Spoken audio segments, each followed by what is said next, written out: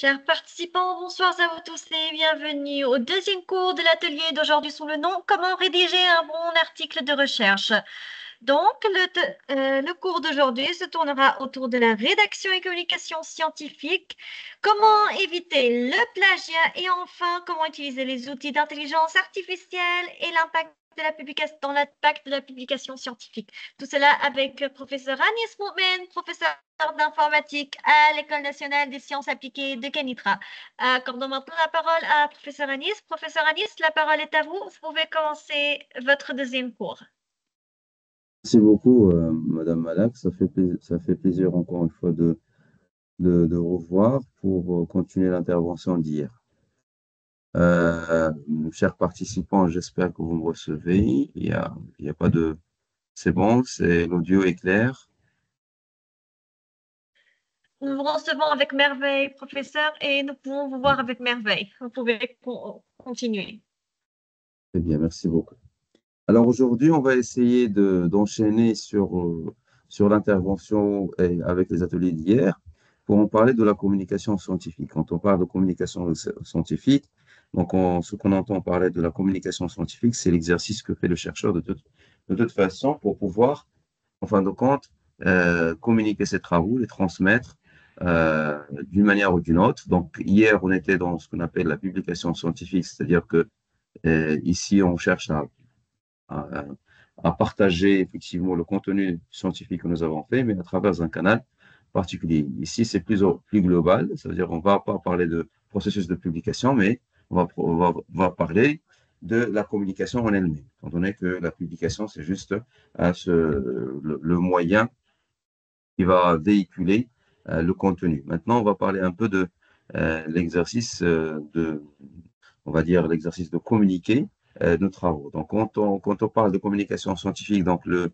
but du chercheur ici, dans ce cas de figure, c'est bien évidemment, c'est toujours de communiquer ses travaux, bien de faire ce qu'on appelle une revue de littérature et de la communiquer aussi sous différentes formes, sous forme article et ouvrage, ou bien sous forme orale, ou bien sous forme affichée. Donc là, je vais m'intéresser beaucoup plus à communiquer les travaux. Hier, c'était le cas des articles. Maintenant, on va parler de ce qu'on appelle les exposés oraux, les exposés affichés, dans le cadre de ce qu'on appelle les événements scientifiques.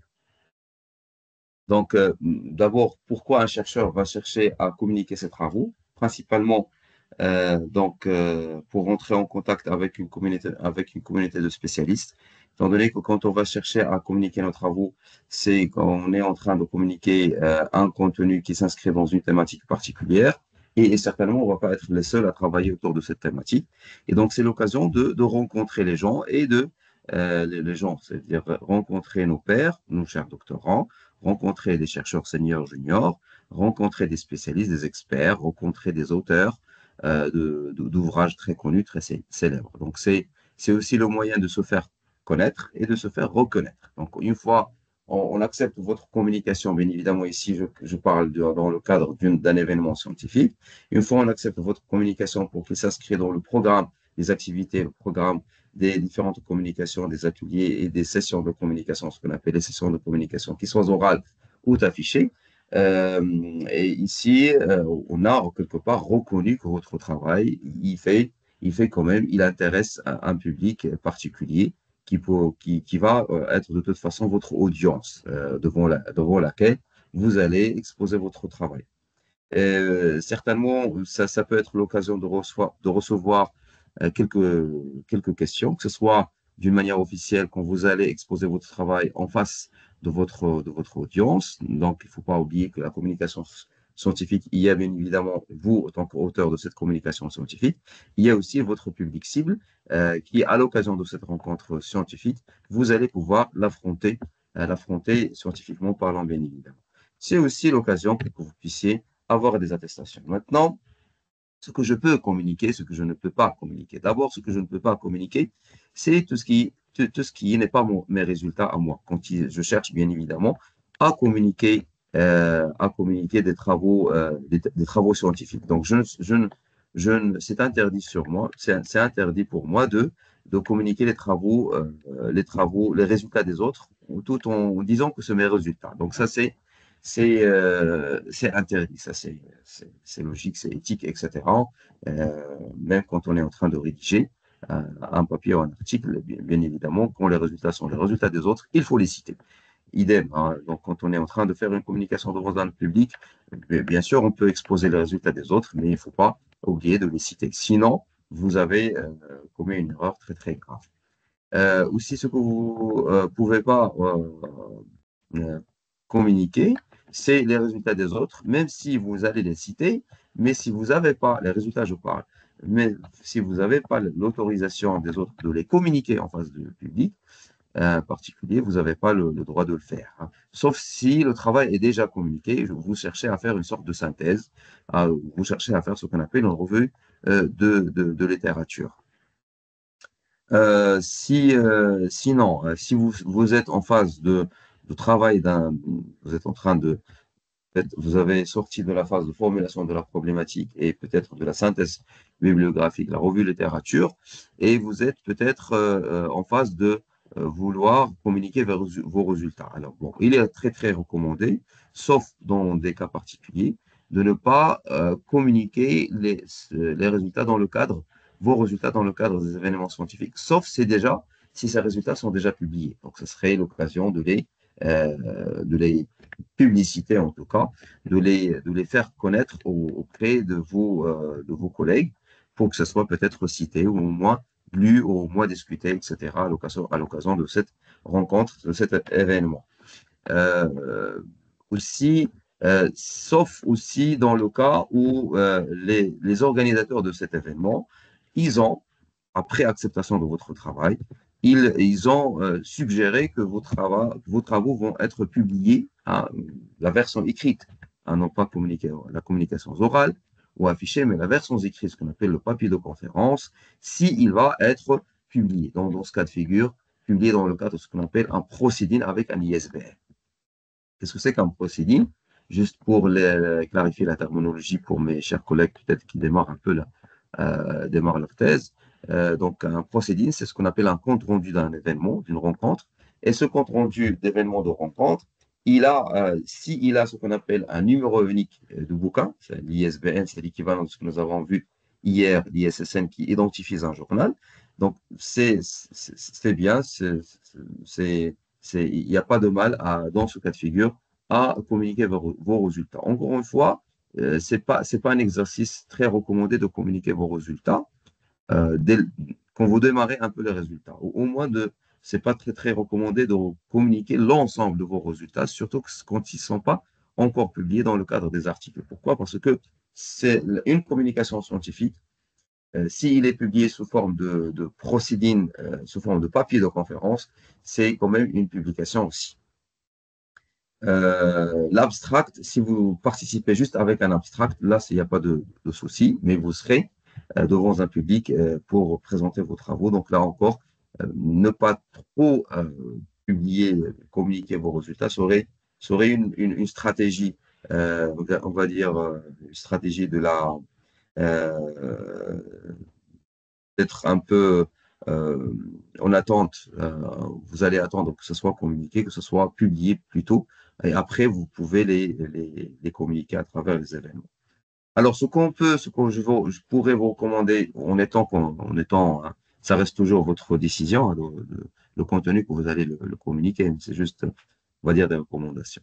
Ce que je pourrais vous recommander de communiquer, d'essayer de communiquer au début, surtout quand vous démarrez un peu, c'est de ce qu'on appelle les revues de littérature. Mais bien évidemment, dans les revues de littérature, certains événements ne sont pas tellement intéressés par les revues de littérature, ou bien ils essaient de garder un équilibre entre les revues de littérature. Donc, les revues de littérature, on peut les présenter de différentes façons. Bien sûr, ce qu'on appelle les revues de littérature exhaustives, ce sont des revues de littérature très, très recherchées. En l'occurrence, même un événement scientifique serait très intéressé que dans son programme, il y ait une revue de littérature exhaustive. Bien évidemment, il faut que ce soit fait de la manière la plus correcte possible, c'est-à-dire en suivant la démarche de la revue de littérature exhaustive.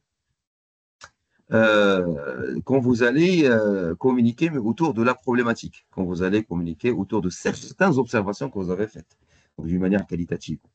Quand vous allez communiquer des parties des résultats, mais pas la totalité des résultats. Donc, ça, c'est des choses que vous pouvez les communiquer. Encore une fois, tout ce qui s'agit d'un résultat, il faut quand même être un peu vigilant et ne pas hésiter de discuter avec les membres de votre équipe, en l'occurrence, votre directeur de thèse. Alors, ce qu'il faut faire attention, on ne communique jamais des choses qui sont déjà, vos résultats qui ne sont pas encore publiés. Pourquoi?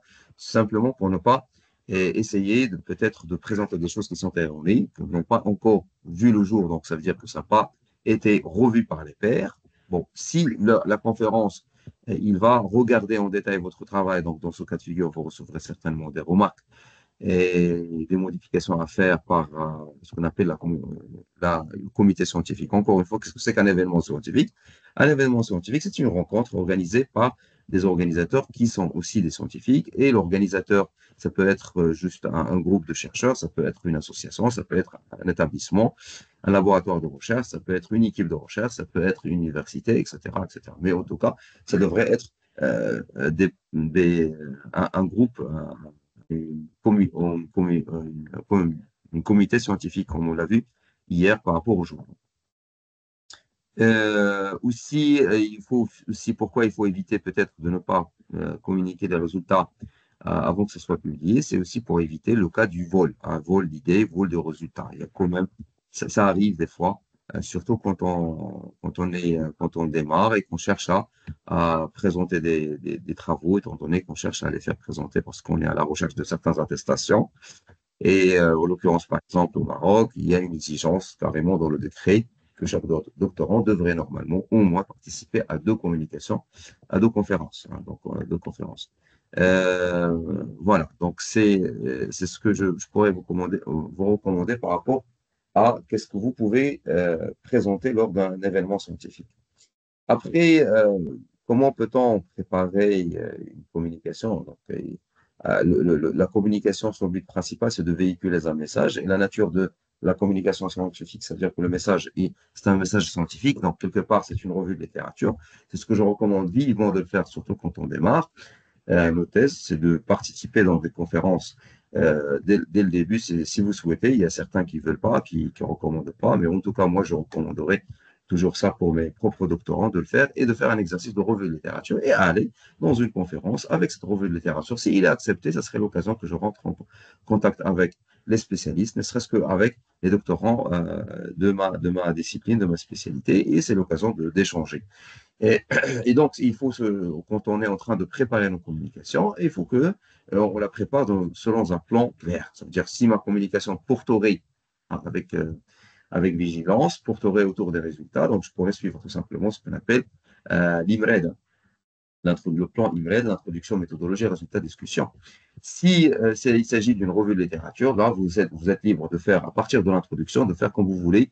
Si c'est exhaustif, vous serez certainement obligé d'exposer la manière avec laquelle vous avez fait votre revue de littérature, parce que dans les revues de littérature exhaustives, on est obligé d'expliciter la méthodologie que nous avons suivie pour pouvoir élaborer la revue de littérature. Puis après, par rapport à l'analyse, vous pouvez l'organiser de la manière qui vous semble pertinente, mais principalement on fait ce qu'on appelle la classification thématique. Puis après, bien sûr que vous allez présenter votre travail, il faut que vous preniez en considération les contraintes du programme. Donc, si c'est une communication orale, il ne faut pas oublier que vous serez invité à faire votre communication dans un temps très limité, peut-être 10 minutes, des fois c'est 5 minutes, des fois c'est 15 minutes, des fois c'est plus, en fonction des organisateurs. Et aussi, s'il s'agit d'un poster, donc dans ce cas de figure aussi de certaines contraintes. Mais en tout cas, chacun de vos slides devrait normalement nous parler d'une idée très claire, avec peu de texte, peut-être plus d'images, favoriser les images. Il faut que ce soit parlant. Et donc, quand vous cherchez à exposer un état de l'art, une revue de littérature, une synthèse bibliographique, il faut essayer d'organiser les choses pour que ce ne soit pas très, très ennuyeux quand vous exposez les choses. Bon, qu'est-ce que c'est qu'un événement scientifique? C'est comme on l'a dit, quand on fait une communication scientifique, bien évidemment, dans le cadre d'un événement scientifique, parce que la communication scientifique, d'une manière générale, ça englobe plusieurs formes, dans les exposés dans le cadre des événements scientifiques. Un événement scientifique, c'est une rencontre organisée, comme on l'a dit, avec les collègues, par les collègues, par les scientifiques, etc. Ça peut être des journées d'études, des séminaires, des workshops, etc. Bien évidemment, il y a une certaine différence, une catégorisation des différents événements.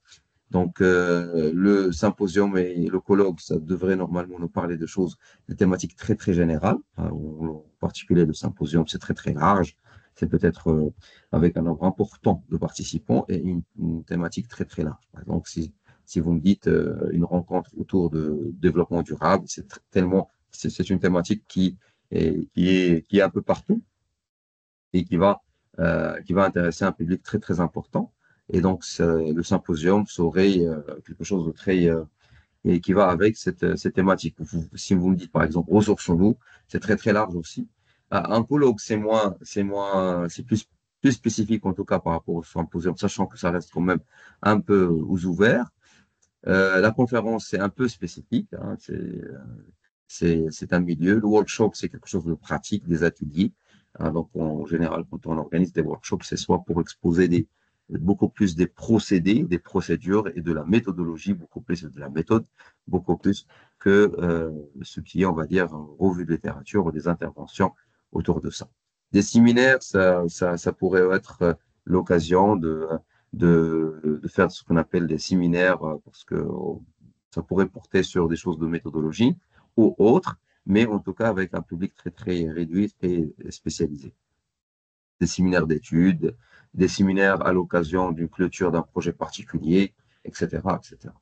Donc, les événements scientifiques, ils ont certaines caractéristiques. Donc, toujours un comité composé des chercheurs, hein, d'organisation. Donc, on trouve toujours ce qu'on appelle les chairs, les co-chairs, les chairs de programme, les chairs de finance, parce qu'un événement, c'est toujours un budget derrière. Comité scientifique, comité de relecteurs, ceux qui vont relire votre travaux, etc. Quand nous avons ces caractéristiques, là, ça s'appelle un événement. Des fois, c'est des événements internationaux, des fois, c'est national, des fois, c'est régional, des fois, c'est africain, des fois, c'est arabe, etc., etc. Des thématiques, un thème global autour duquel on organise l'événement scientifique et des thématiques associées. Des modalités de participation avec abstract ou et avec papier. Donc, il faut savoir qu'il y a des rencontres. C'est d'abord d'envoyer votre abstract. Après acceptation de votre abstract, qu'est-ce que c'est qu'un abstract? Juste pour clarifier un peu les notions pour peut-être les doctorants qui démarrent. Un abstract, c'est une page dans laquelle vous allez écrire un titre et un résumé avec des mots-clés. Ça devrait parler de quoi? Ça devrait résumer le travail que vous cherchez à exposer, à communiquer lors de votre événement. Maintenant, est-ce que je dois avoir le travail? D'abord, je devrais l'avoir avant de l'envoyer, ou je pourrais faire ce qu'on appelle une intention de communication. Ça veut dire que je pourrais envoyer, projeter que je vais préparer le travail à communiquer et envoyer une première version de l'abstract en particulier et continuer à travailler sur le contenu au fur et à mesure pour l'envoyer quand les dates vont arriver. Parce que toujours quand nous avons un événement scientifique, ils sont toujours avec des dates limites, hein, date de soumission, date d'acceptation, et c'est des événements, c'est comme tout événement, il y a des frais et des charges. Des fois, bon, dans la plupart des cas, c'est la rareté, c'est dans la gratuité. Mais quand on a un événement, il faut songer que c'est peut-être avec des frais de participation, étant donné que c'est un événement. Surtout, bon, les frais, ça diffère. Et quand c'est associé à ce qu'on appelle la publication dans le cadre des chapter books, des numéros spéciaux ou de ce qu'on appelle les proceedings, surtout quand ils sont indexés, Scopus ou Web Science, etc. Là, ça dépend des organisateurs, mais les frais pourraient être plus importants ou moins importants. En tout cas, ça dépend des organisateurs. Après l'événement, en général, on publie ce qu'on appelle un proceeding ou un compte rendu, un abstract book ou un paper book qui contient les papiers ou un abstract book qui contient les abstracts des participants, ou ce qu'on appelle communément ce qu'on appelle les proceedings. Maintenant, moi, je souhaite participer, mais je ne sais pas dans un événement, mais je ne sais pas où trouver des événements, où chercher les événements, surtout les événements sérieux, parce que vous savez, hein, comme on a vu hier, comme pour les journaux prédateurs, il y a aussi ce qu'on appelle les événements aussi prédateurs. Donc, il faut toujours faire attention, se renseigner, voir est-ce que cette édition, ça n'a pas été organisée auparavant, chercher un peu sur les réseaux sociaux, s'il y a des retours, s'il y a des images, des vidéos, donc, etc., etc. Surtout quand c'est des choses qui ne sont pas organisées forcément dans le même pays ou surtout quand la conférence est vraiment une conférence lambda pour vous, et donc il faut se renseigner avant d'y aller parce qu'il y a aussi ce qu'on appelle les événements prédateurs. Et il ne faut pas oublier aussi d'aller consulter ce qu'on appelle les agendas des éditeurs internationaux, en l'occurrence I3E, ICIE, Springer, etc. C'est aussi des éditeurs qui organisent des événements où ils rentrent en partenariat, hein, ils supportent et ils soutiennent certains événements, ne serait-ce que pour la partie, le volet publication. Pour le cas national, nous avons, par exemple, pour le cas Maroc, nous avons le Centre de recherche national et vous pouvez chercher par rapport à votre pays, à vous, euh, peut-être que vous avez aussi l'équivalent. Voilà, donc je vais y retourner chez vous pour un peu échanger avant de passer à l'élément suivant.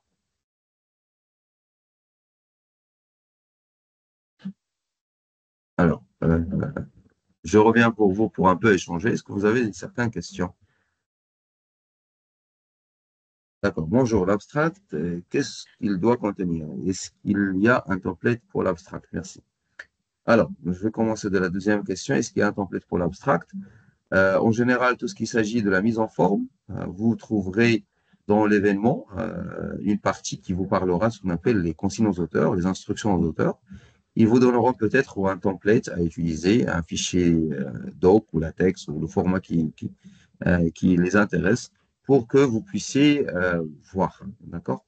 Et vous devez normalement suivre. Je vous recommande de le suivre parce que c'est une tâche pénible d'organiser un peu les abstracts de tout le monde, de faire la mise en page des abstracts de tout le monde. Donc, il vaut mieux un peu aider les organisateurs dans cette tâche parce que c'est pénible. L'abstract, qu'est-ce qu'il doit contenir? Comme je vous ai dit, l'abstract, c'est un résumé d'une page. Vous allez essayer de résumer ce que vous avez l'intention de communiquer le jour J devant votre audience et devant le public cible. Et en particulier, ce qui est important à noter, c'est que votre abstract ou bien votre papier de conférence, il va être relu, certainement, que ce soit l'abstract ou le papier de conférence. Il va être relu par des spécialistes du domaine, des professeurs, ce qu'on appelle les membres de comité scientifique. Et donc, il faut veiller à ce que vous, c'est peut-être votre premier exercice de rédaction d'ailleurs, il faut veiller à ce que vous respectez les normes de la rédaction scientifique, ça veut dire la clarté. Il ne faut pas tourner autour du pont. Il faut aller tout droit au but, commencer votre abstract par la phrase suivante. Dans ce travail, nous allons présenter. Hein. Dans ce travail, notre objectif est, et vous démarrez votre présentation. Donc, il ne faut pas aller chercher midi à 14 heures. Donc, on va voir des exemples, un exemple d'abstract, comme ça vous allez peut-être, c'est clair pour vous. Bonjour monsieur, concernant une étude qualitative, comment peut-on présenter les résultats puisqu'il n'y a pas de résultats quantitatifs? Bon oui, il faut pas penser que les résultats communiqués dans le cadre des événements scientifiques ne sont que des résultats expérimentaux ou des résultats descriptifs et quantitatifs ou des résultats que quantitatifs. On peut aussi présenter des résultats qualitatifs. Pourquoi pas? Vous allez proposer votre intention de communication, c'est aux communautés de décider si c'est intéressant, c'est pas intéressant, que ça figure dans le programme. Mais maintenant, comment vous allez le présenter? Vous savez, hein, c'est un travail résultat, hein, le travail qualitatif, c'est un travail résultat en fonction de qu'est-ce que vous entendez parler par le qualitatif. Et donc, il y a une introduction certainement, il y a une méthode, puis après des résultats. Les résultats, on les présente d'une manière générale dans le quali, sous forme d'interprétation thématique qui va petit à petit, de point de vue à point de vue, pour essayer vous allez essayer d'interpréter les différents points de vue en fonction des thématiques que vous abordez dans votre étude qualitative. Hein. Après, une autre question. Comment, comment nous pouvons détecter les conférences prédateurs? Et s'il vous plaît, je n'ai pas pu capturer les liens de recherche des conférences déjà affichés dans la diapo. Si vous pouvez l'afficher avant qu'on puisse le prendre. Bon, en tout cas, il y a une vidéo, donc il ne faut pas se stresser par rapport à ça. Il y a une vidéo qui va être diffusée par les organisateurs et pour mes étudiants, à moi, du module méthodologie de recherche, nous avons une vidéo. Euh, euh, comment on peut détecter une conférence prédatrice? Alors, les conférences prédateurs, en général, ils ont le même comportement des journaux prédateurs, C'est-à-dire que dès que vous allez envoyer votre intention de communication, peut-être que vous serez surpris le lendemain que vous recevrez l'acceptation, hein.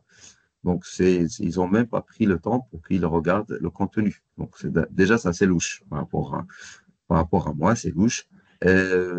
Si vous cherchez un peu par rapport au comité scientifique, et vous commencez à faire une petite enquête pour voir est-ce que les personnes, c'est bien des personnes euh, scientifiques, c'est des personnalités scientifiques, etc. Vous allez peut-être vous étonner, trouver des gens qui n'ont pas de relation avec la science. Peut-être en cherchant un peu dans l'adresse et le lieu, l'organisateur, c'est-à-dire l'organisme qui organise l'événement. S'il n'y a pas d'organisme qui organise l'événement, je commencerai à sous-doter. Bon, bien évidemment, si je connais les personnes, c'est bon, hein, il n'y a pas de problème. Vous pouvez chercher sur Internet pour voir aussi s'il n'y a pas des remarques, des retours. Quand il s'agit d'une première édition, c'est un peu difficile. Mais si vous regardez que ceux qui organisent d'une manière très très fréquente les conférences, ça peut vous donner des idées. Peut-être que c'est des gens qui n'ont rien à faire avec la science, c'est juste pour eux des événements qu'ils organisent. En tant qu'organisateur, on ne peut pas organiser chaque jour des événements scientifiques. Une fois on organise, une fois on intervient, une fois on aide, pas forcément on n'est pas impliqué dans les détails de l'organisation. Quoi d'autre? Vous avez aussi, si ils disent qu'ils vont envoyer ça pour que ce soit publié et indexé quelque part, vous pouvez aller vérifier ce que c'est correct ou pas. Donc, comment on vérifie? Par exemple, s'ils me disent que c'est un truc qui va être publié sur I3E, donc je pourrais, normalement, ils sont obligés de me donner ce qu'on appelle une référence, un numéro de référence de la conférence et un lien, en tout cas, parce que c'est I3E, par exemple, il va publier une annonce autour de cet événement. Idem pour les autres publishers, etc. Euh, voilà, ce sont des éléments à prendre en considération, mais en général, ce qui est le plus important, c'est de rentrer en contact carrément avec les organisateurs et à travers l'échange que vous allez avoir, vous allez quand même sentir quelque part.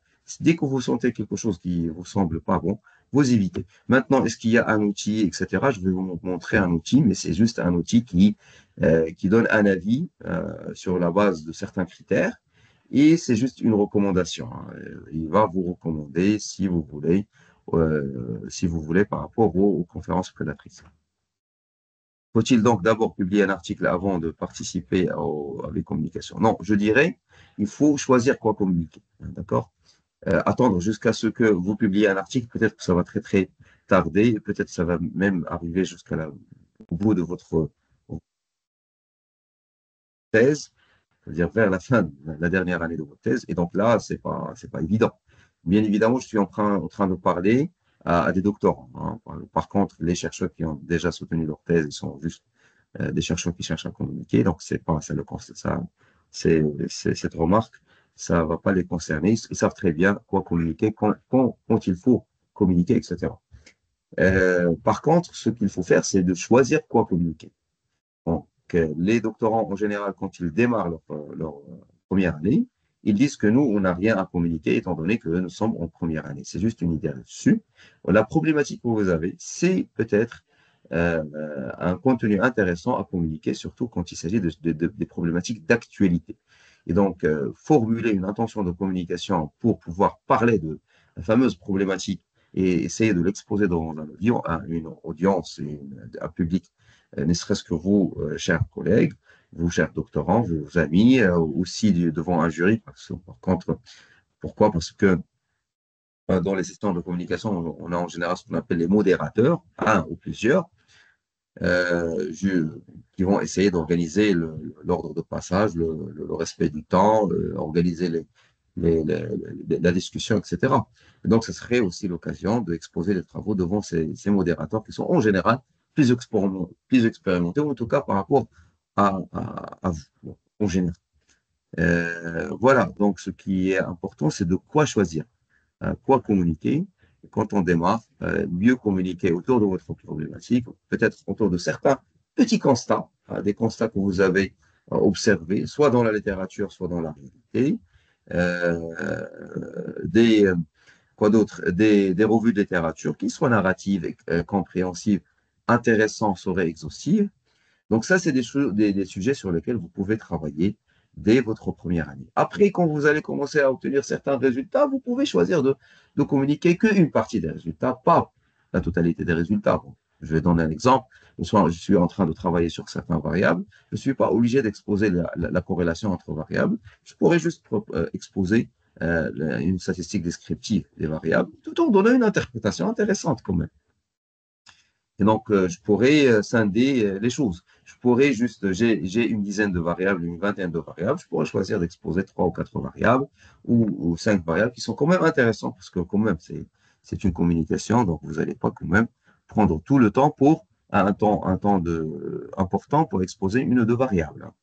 Donc, il faut faire ce qu'on appelle un équilibre, hein. Donc, entre les exigences, en tout cas, on demande à vous en général, je m'adresse à mes collègues du Maroc, dans le décret qui organise le cycle doctoral au Maroc, vous êtes tenu de faire au moins, c'est un minimum, c'est pas un maximum, au moins deux communications. Mais il faut savoir à quoi servent ces communications? Ça va servir d'abord pour le travail scientifique, évidemment. Ensuite, par rapport à vos perspectives, hein. Donc, quand on prépare une thèse, entre autres, parmi les objectifs, mais ça reste toujours un projet personnel, parmi les objectifs, c'est peut-être d'intégrer une équipe de recherche, une unité de recherche, un laboratoire, une école, université, etc. Et donc, vous allez certainement être évalué en fonction de votre production scientifique. Et donc, les communications, surtout quand il s'agit des papiers, rentrent dans la grille d'évaluation des dossiers des candidats qui veulent candidater au poste de chercheur ou enseignant-chercheur. Bonjour. Est-ce que vous avez un exemple de template pour un poster? Oui, on va voir un exemple. Euh, Est-ce qu'on peut participer à des événements scientifiques dès la première année? Donc, je viens de répondre à cela. Mais en tout cas, il ne faut pas oublier de toujours discuter avec votre directeur de thèse, surtout quand on démarre, hein. Parce qu'il y a des fois, certains doctorants, ils prennent l'initiative de participer ou de communiquer alors que ils n'ont pas averti auparavant leur directeur de thèse, qui est un coéquipier avec vous en tout cas. Et donc, ça fait mal quelque part. Et donc, toujours demander l'avis, demander, bon, pas dire l'autorisation, mais c'est juste consulter votre directeur de thèse. Qu'est-ce qu'il en pense? Certains directeurs sont très très rigides, d'autres sont souples et cool. Donc ça dépend. Et donc vous allez voir avec eux toujours avant de prendre la décision d'aller communiquer. Mais moi en tout cas, moi pour mes propres doctorants à moi, on vient de finir chez nous à l'université Bontofaï les les questions, les entretiens des candidats et je viens de faire inscrire mes propres doctorants de première année. Et ils ont un exercice maintenant de préparer des communications pour leur première communication dans une conférence. Pour moi, c'est un exercice, hein. C'est beaucoup plus, je le vois comme ça, c'est un exercice. Pourquoi? Parce que le travail qu'ils vont essayer de préparer pour leur première communication, je sais très bien que ça ne va pas être très parfait, mais c'est un premier exercice qui vont revenir une deuxième fois pour le revoir, hein, parce que je leur donne des exercices de revue de littérature. Donc, ils vont le revoir d'une autre façon. Ils vont continuer à le revoir jusqu'à ce que l'idée de cette fameuse publication ou la méthode qu'ils vont essayer de suivre pour atteindre des résultats qui leur sont propres, qu'ils construisent clairement, donc que ce soit clair dans leur tête, qu'est-ce qu'ils ont à faire. Et donc, l'exercice de préparer un travail pour aller communiquer dans une conférence, moi, je le donne c'est pas dès la première année, on vient de finir les inscriptions, donc c'est même pas à moi, hein. Ils ont même pas 4 semaines pour préparer leur contenu. Pourquoi? Parce que c'est comme ça chez nous. Pourriez-vous, monsieur, nous parler brièvement de la rédaction d'articles pour une publication dans une revue internationale de rang Q1? Donc, j'ai déjà abordé ce sujet. Peut-être que je reviendrai lors de la partie qui concerne la rédaction scientifique. Vous pouvez consulter que dès que c'est préparé, c'est finalisé, les détails dans le cadre de la vidéo qui va être partagée par la puce. J'étais absente. Oui, je suis avancé. Comment peut-on, peut-être que je reviendrai vers la fin, comment peut-on valoriser nos résultats dans un résumé? Ouais, comment peut-on valoriser nos résultats dans un résumé? C'est intéressant. Bon, en tout cas, étant donné que vous parlez de ça, donc on va y retourner. Maintenant, comme je viens de dire, où peut-on trouver les événements?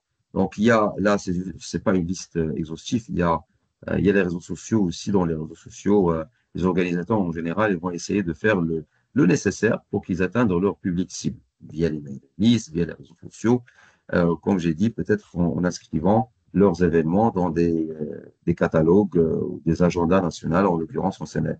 Au Maroc, c'est l'agenda CNRST, il contient les événements, mais pas tous les événements, c'est pas un recensement exhaustif, hein. Donc, c'est les organisateurs qui rentrent dans un formulaire et le renseignent. Il y a aussi des sites, hein, par exemple, des sites dédiés pour tout ce qui est conférences internationales. Encore une fois, quand il s'agit des événements que vous ne connaissez pas, hein, surtout les organisateurs, vous les connaissez pas, il faut être un peu vigilant. Là, ça, par exemple, c'est de Springer Nature. Donc, si vous rentrez dans l'agenda, par exemple, des publishers, il n'y a pas de souci hein, par rapport à ça, étant donné que les publishers, en général, ils ont fait le nécessaire pour qu'ils s'assurent que la conférence est bonne pour vous. Le I3E, donc vous voyez, donc ça c'est comment peut-on trouver les conférences près de chez nous ou bien internationales qui sont organisées par ce qu'on appelle les, les, les associations locales des I3E. D'accord? Donc, ça, c'est le site officiel. Aussi de la CM. Donc, tous ces publishers en général, ce qui est intéressant avec ces publishers, d'aller communiquer les travaux dans le cadre de ces conférences. Peut-être que les frais de participation seront importants, mais en tout cas, ce que vous allez présenter va être publié, s'il est accepté, bien sûr, va être publié dans le cadre des procédures qui seront indexés, hein, indexés chez Scopus ou Science, etc.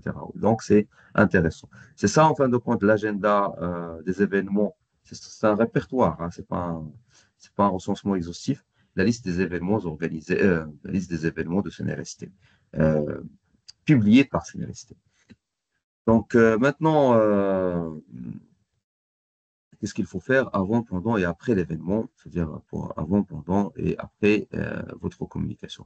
Bien sûr, moi si j'ai à vous donner un conseil, il ne faut pas attendre jusqu'à la fin de l'année pour commencer à chercher les conférences parce que c'est ce qui arrive malheureusement. Mais bon, en tout cas, maintenant, avec tout ce contenu et en particulier les différents, par exemple au Maroc, les modules obligatoires, etc., vous êtes très sensibilisés autour de ça.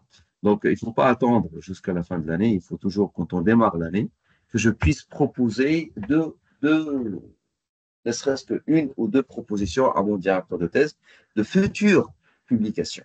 D'accord? Donc, on discute juste autour du titre et une première version peut-être de l'abstract. Ça dépend.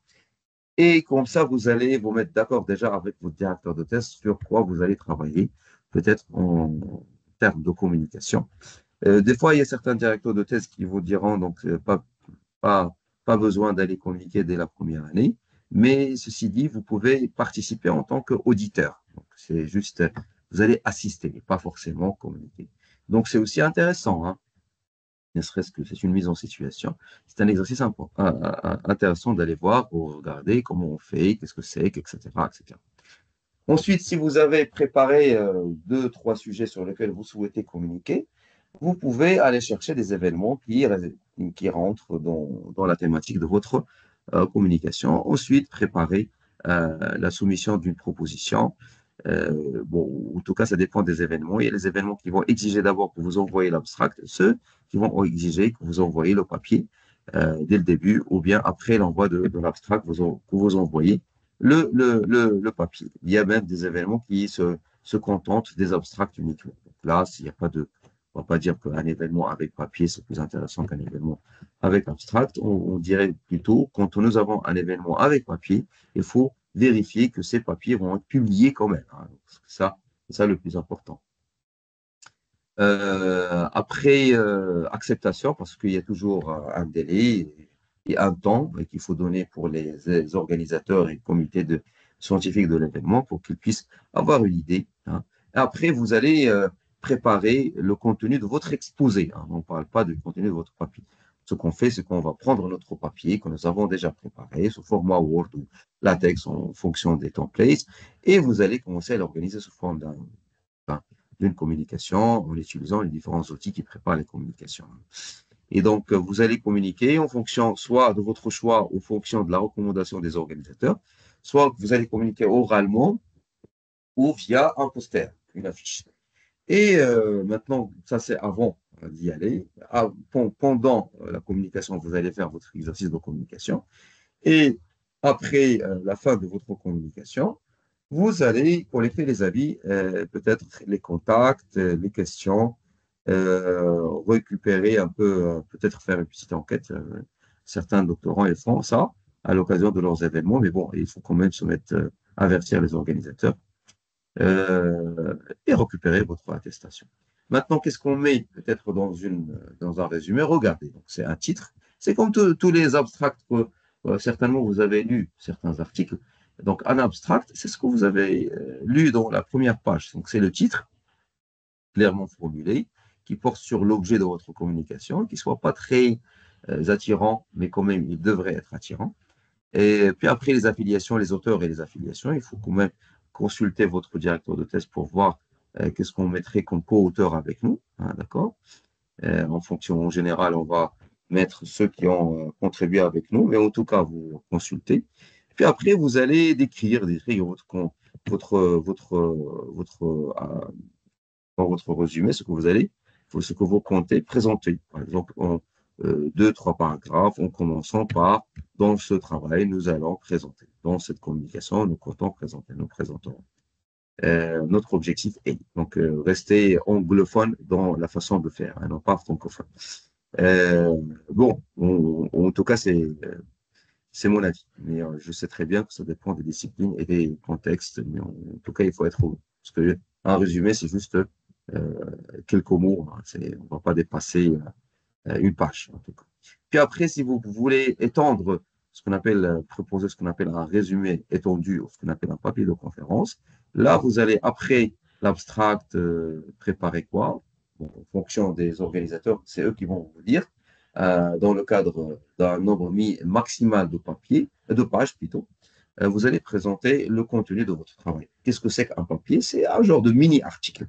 Donc, ce n'est pas l'article en version intégrale qu'on trouve en général dans les journaux, mais c'est plutôt un mini-article qui peut commencer, moi je dirais, de trois pages. Hein. La première page, ça va être l'abstract, le résumé, les keywords, etc. La deuxième page, c'est un peu de détails, plus de détails.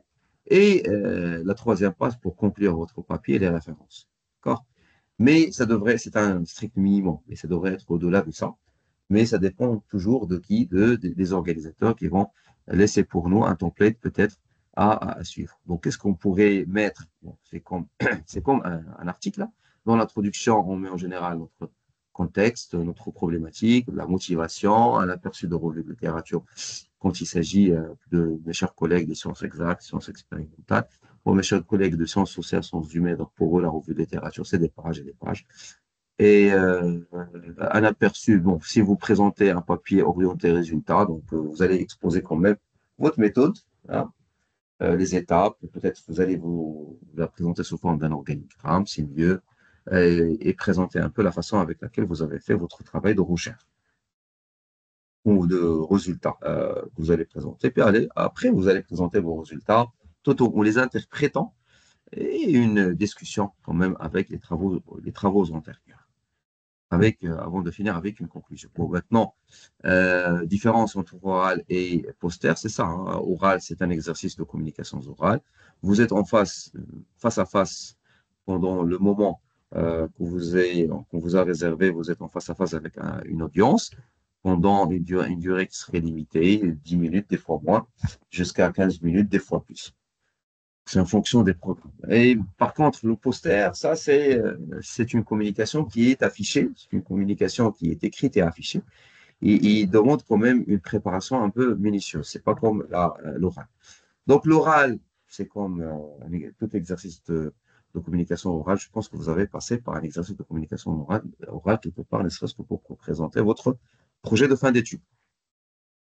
Donc, n'hésitez pas à faire des simulations, à faire corriger votre présentation. Faites pas comme moi, des fois j'oublie. Faites-vous relire et gérez surtout votre temps. Moi, je dirais que c'est très bénéfique de faire des communications parce que ça va vous donner, c'est une mise en situation de l'ultime communication que vous allez faire à la fin de votre cycle doctoral, ce qu'on appelle la soutenance de thèse. Et aussi, le jour où vous allez présenter votre candidature, vous allez aussi faire une présentation orale. Donc, on n'arrête pas de faire des présentations orales, donc ça serait mieux de faire ceci dans le cadre de votre cycle doctoral. Maintenant, le poster. Le poster, c'est une communication plutôt orientée affichée, écrite. Et donc, bien sûr, il y a des logiciels qui permettent de préparer un poster, bon, simplement un PowerPoint, ou vous pouvez oser utiliser d'autres logiciels. Je pense que c'est ici que vous avez les différents logiciels que vous pouvez utiliser pour pouvoir préparer une communication qui soit poster ou oral. Il y a même des choses qui sont très spécifiques à l'image. Par exemple, ceux qui vont préférer faire une affiche avec Photoshop pour que ce soit très joli, etc. Bon, en tout cas, moi, depuis le début, j'utilisais que ça. Bon. Il y a même des outils qui sont un peu gratuits, hein, donc OpenOffice, Scalebus, etc. Maintenant, une affiche. Une affiche, vous regardez, ça, c'est des exemples d'affiches. Mais le bon exemple d'affiche, à votre avis, où il est, hein? Est-ce que nous avons ici un bon exemple d'affiche? Je vais vous laisser voir avant de revenir au chat.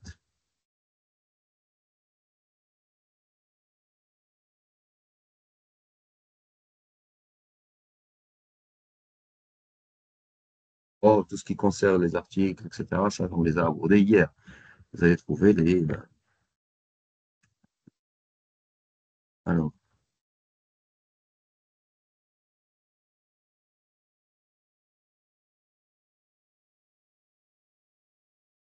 mm, oui. Est-ce qu'il y a à l'intérieur, je suis d'accord avec vous, la fiche à droite, laquelle la fiche à droite? La rouge, c'est ça? La rouge, c'est celle-là, la droite, pour vous? Celle-là. On va dire, ça c'est la fiche 1, ça c'est 2, ça c'est 3. Ça c'est un petit atelier, hein. À votre avis, laquelle est bonne? Peut-être que aucune des trois n'est bonne, hein. À droite, schématisée.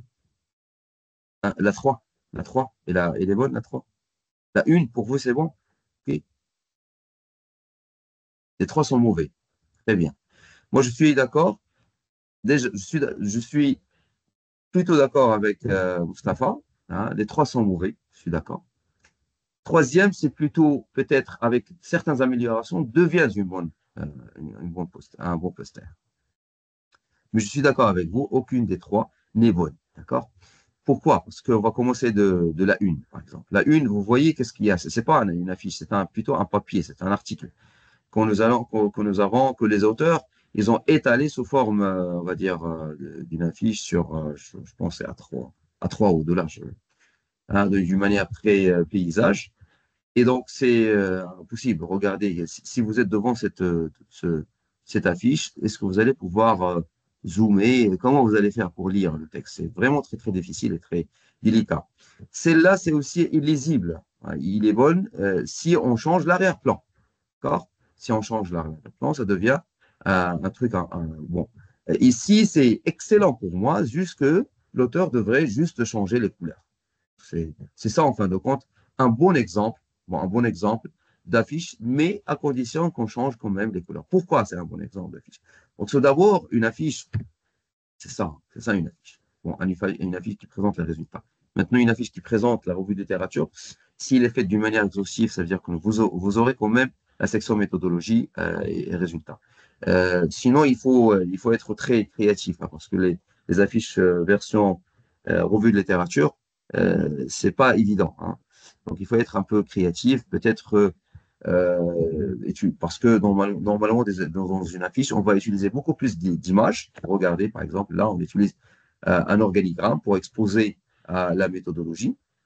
Et puis après, les résultats sont sous forme d'images, hein. Donc, c'est des histogrammes, des tableaux, etc., etc. Il manque peut-être des petites phrases pour un peu interpréter. Ils sont là, peut-être, ils sont juste non pas visibles, comme on l'a dit. C'est un bon exemple si on change des couleurs. Il y a une petite introduction, c'est agréable. Il y a le titre qui est très gras et qui se voit de loin, donc on peut l'écrire avec une taille différente, en tout cas. Donc, d'une manière générale, la taille de la police s'est dégradée depuis le titre qui devrait être donc peut-être les 44 et on descend donc jusqu'au texte. Puis après la conclusion, des fois aussi, on cite les références, une petite section pour les références. Mais ça, c'est un bon exemple si on change de couleur. Donc, voilà, donc par rapport à, à l'affiche. Mais maintenant, comment on prépare cette affiche, comme on a dit, il y a des logiciels qui permettent de nous aider un peu dans la préparation de l'affiche, en l'occurrence, par exemple, un PowerPoint, et vous faites les dimensions. Il faut respecter les dimensions. Pourquoi? Il faut respecter les dimensions parce que, exigées par les organisateurs, parce que les organisateurs savent au préalable, ils ont réservé pour vous, pour votre espace, pour votre affiche, un espace dédié. Des fois, c'est numéroté, des fois, c'est avec votre nom et prénom, etc., etc. Donc, comme ça, vous allez respecter leur façon de faire et donc l'événement va être organisé dans les meilleures conditions. Mais en tout cas, après, faire une affiche ou faire une orale, pour moi, quand on démarre, peut-être commencer avec des affiches. Pourquoi? Parce que ça va être l'occasion de préparer d'abord un papier, un contenu, que vous allez copier par la suite dans les différentes sections. Par exemple, dans les différentes sections que vous allez ajouter en fonction de la typologie de votre affiche et de votre travail. Et donc, c'est un bon exercice, en tout cas, quand j'ai été doctorant, mon directeur de thèse, quand il m'a donné le OK pour il m'a demandé de faire une affiche. Pourquoi? Parce que ça a été l'occasion pour moi de faire d'abord un exercice de rédaction avant de préparer l'affiche, parce que c'est comme ça qu'on fait. Et aussi, il faut faire attention à certains points importants dans l'affiche. C'est une fois que vous allez préparer votre affiche, bien sûr, il faut moins de texte, plus d'images. Et il faut laisser un peu de marge, hein. Donc, il faut que ce soit un peu aéré. Les différentes sections, il ne faut pas que ce soit très encombrant. Et que vous respectez la taille de la police, par exemple, dans le titre, en général, on fait du 40 ou du 44, et on descend petit à petit, d'accord?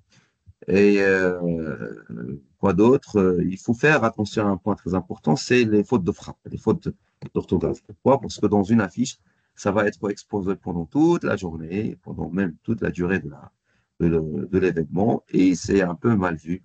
Hein. C'est pas comme une communication orale. Vous allez juste présenter oralement les choses, certes à l'aide d'un support, mais vous n'allez pas certainement mettre beaucoup de texte. Hein. Voilà, donc je vais revenir à la discussion pour voir. Maintenant, un template, oui, pour vous montrer peut-être un template. Bon, je vous ai montré déjà un template pour ça, mais je vais aller peut-être faire une petite recherche, chercher pour vous une conférence. Je vais aller sur CNRST pour vous montrer l'agenda. Donc, je ne suis pas ici pour faire une publicité, j'aurais aimé faire une publicité pour un événement que j'organise moi-même. Malheureusement, je n'ai rien pour l'instant, peut-être dans un avenir proche. Alors, je vais faire n'importe quoi. Je vais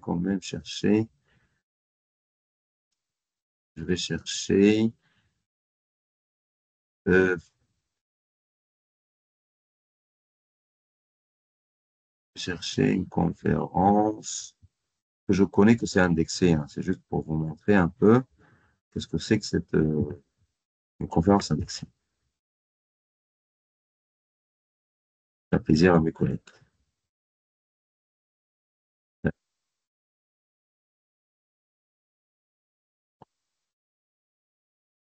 Ok, bon, je vais prendre par exemple ça. Donc là, c'est un peu la description de l'événement. Hein. Donc c'est toujours on est devant c'est l'annonce de CNRST.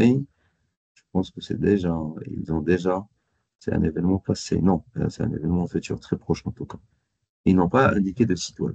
C'est un peu bizarre dans notre cas. Des choses comme ça.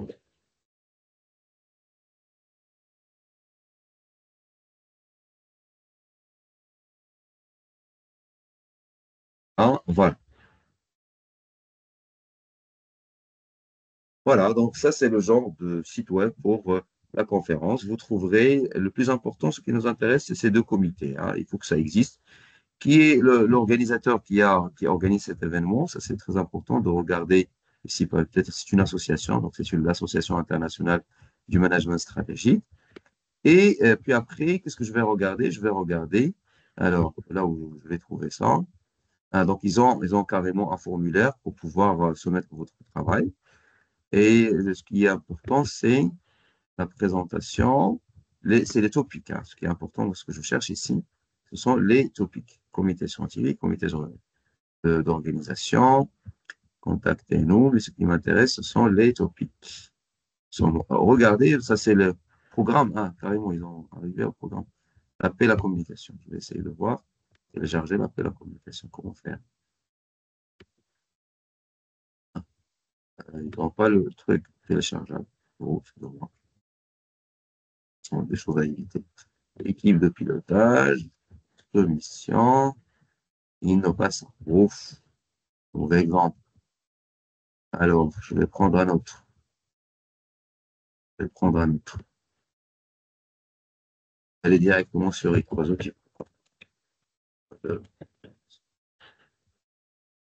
Donc là, c'est le site des conférences qui sont sponsorisées par i3o.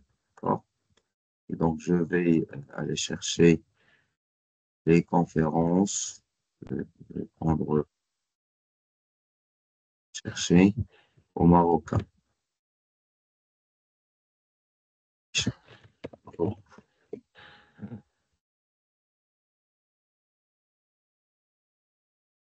Suivez avec moi, Echo.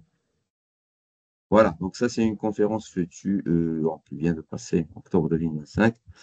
Mais, non, qui est future plutôt. Mais, par exemple, je vais prendre celle-là.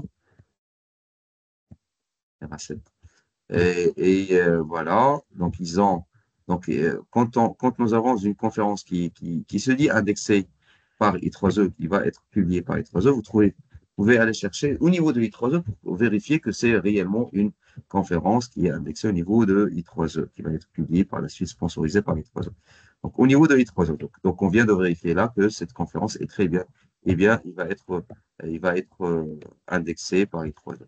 Et c'est ça le numéro de référence dont je vous ai parlé tout à l'heure. Et donc là, c'est bon, c'est une conférence qui sera publiée, dont les travaux vont être publiés certainement par I3E au niveau Scopus, etc., etc. Alors, la chose dont il faut s'assurer maintenant, c'est de voir les topics. Donc, vous allez voir au niveau de Call for Paper et vous trouverez les différents topics. Et donc, si votre travail s'inscrit dans cette thématique, vous pouvez soumettre votre travail. Et au niveau de guideline, donc les instructions de soumission, vous avez carrément le template à respecter. Vous avez le template à respecter.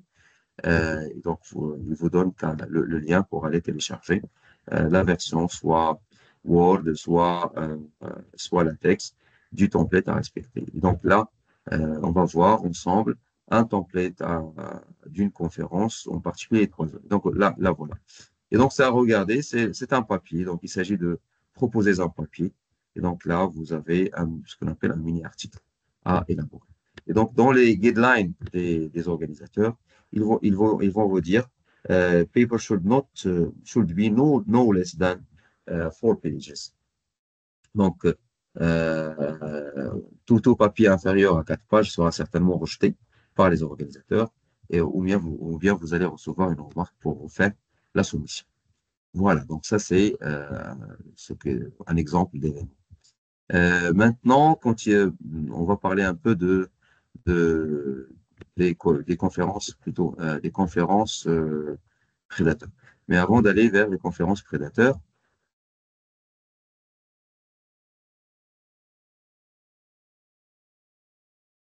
c'est bien. Maintenant, est-ce que vous avez des questions jusque-là?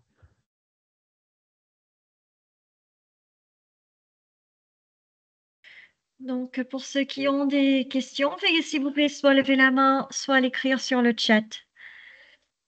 Donc, on a une question de Oui, Nouraïda. Si notre Nouraïda. communication n'est pas publiée par la conférence, est-ce qu'on Est-ce peut qu'on la peut la soumettre? soumettre nous-mêmes dans un journal? Oui, bien évidemment. Ça, comme je l'ai dit, vous êtes libre, c'est votre travail, hein. Si vous choisissez de le communiquer dans le cadre d'un événement, c'est votre choix. Si vous voulez le soumettre à un journal, vous pouvez le faire. Mais il faut faire attention, hein. Il faut s'assurer que le papier, quand même, ne va pas être publié ou qu'il n'est pas déjà publié ou n'est pas déposé dans ce qu'on appelle les archives ou les archives ouvertes, pour éviter que lorsque vous allez soumettre votre travail dans un journal, qu'il ne soit pas détecté en tant que plagiat. Parce que des fois, ça arrive, des surprises comme ça. Mais ce que vous pouvez faire, c'est de s'assurer auprès des organisateurs en demandant que, s'il vous plaît, je compte profiter des que vous avez émis pour que je vais retravailler le contenu et le soumettre au journal. Donc, si vous pouvez juste le supprimer, tout simplement, ne pas le publier, le supprimer. En tout cas, si ils ont dit que c'est pas accepté, certainement, et ils vont rien faire avec, en général. Mais bon, rien ne vous interdit d'aller voir quand même avec eux. Vous avez cité que pour le doctorant au Maroc, il faut faire obligatoirement 2 communications au minimum. Est-ce que ça a été le cas aussi pour les doctorants sous l'ancien système ou c'est relativement seulement à la nouvelle? Non, non, dans l'ancien système, c'est un autre truc. Donc, on avait ce qu'on appelle le volume horaire des formations complémentaires et les conférences faisaient partie des formations complémentaires. Et certaines universités, ils commençaient déjà à plafonner, hein, donc à dire qu'il faut un minimum de communication. Certaines universités, dans notre époque, à nous, par exemple, à l'université Montaufail, ils nous exigeaient, je pense, 20 heures ou 40, quelque chose comme ça, de 30 heures, quelque chose comme ça, en termes de volume, un certain minimum. Parce que c'était ce qu'on appelle les formations complémentaires et c'était diversifié. Vers la fin, avant la réforme, on avait même carrément ce qu'on appelle le guide de doctorant. C'était un truc qu'il fallait, un, un livret de doctorant, un livret qu'il fallait le faire renseigner par les organisateurs carrément, donc pas juste uniquement l'attestation, mais aussi le livret qu'il fallait le faire renseigner par les organisateurs. Il y en avait un nombre de pages limité pour les communications. Par contre, le nouveau système, c'est clair, maintenant c'est noir sur blanc, c'est dans le décret. Mais comme j'ai dit, c'est un minimum. Rien ne vous oblige de rester sur le minimum, ce que vous aurez besoin, hein. Je vous dis, je ne vous cache pas. C'est quoi une conférence prédateur? Bon, qu'est-ce que c'est qu'une conférence prédateur? D'accord, je vais en parler. Alors, qu'est-ce que c'est qu'une conférence prédateur? Comme hier, on a parlé de ce qu'on appelle les journaux prédateurs, qui ne s'intéressent pas à tout ce qui est scientifique, en tout cas. Ce qui les intéresse, c'est quoi? Ce sont les sous. C'est l'argent que vous allez débourser. Et donc, il y a des conférences qui sont aussi prédatrices. Maintenant, qu'est-ce que c'est qu'une conférence prédatrice?